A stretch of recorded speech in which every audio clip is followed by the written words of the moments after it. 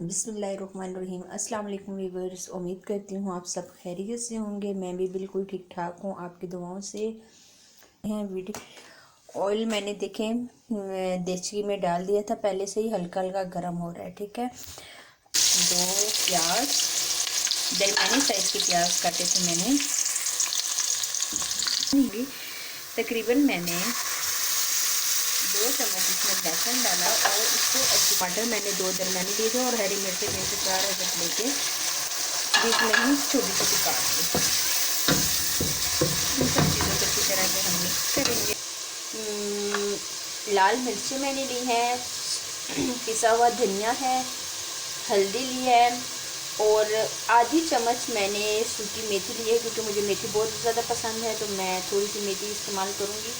नमक है, नमक आप अपने टेस्ट के बराबर ले सकते हैं। और ये घर का बना हुआ मसाला है जो हम मतलब हर सालन वगैरह में इस्तेमाल करते हैं। अगर आपको इसकी रेसिपी भी चाहिए तो आप मुझे कमेंट्स करके बताइएगा, मैं आपके साथ ये रेसिपी भी ज़रूर शेयर करूँगी।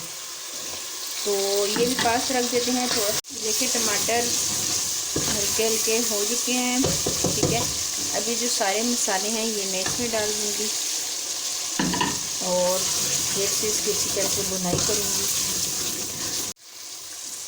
ये देखें मसाला मेरा हो गया।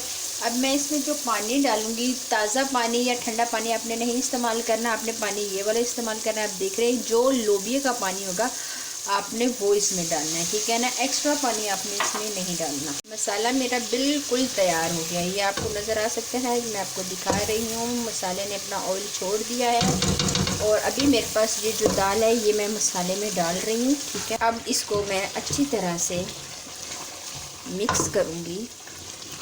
व्यू को देखते हैं कि हमारे लोबिया के कैसे हालात हैं। ये देखिए मुझे जितना गाढ़ा चाहिए था लोबिया उतना हो गया है, आपको नज़र आ रहा है। इसको प्लेट में डाल के फिर आपको दिखाती हूँ। जी तो व्यूअर्स, मैंने दाल प्लेट में डाल दी है, ये आप देख रहे हैं। बहुत मज़े की बनी है और साथ में मिर्चों का अचार है और ये सरसों का साग जो होता है उसका अचार है। बहुत ज़बरदस्त ये दोनों अचार हैं, ये घर के बने हुए हैं। मिर्चों का भी मेरी मामा ने खुद बनाया है और ये वाला भी मामा ने खुद बनाया है।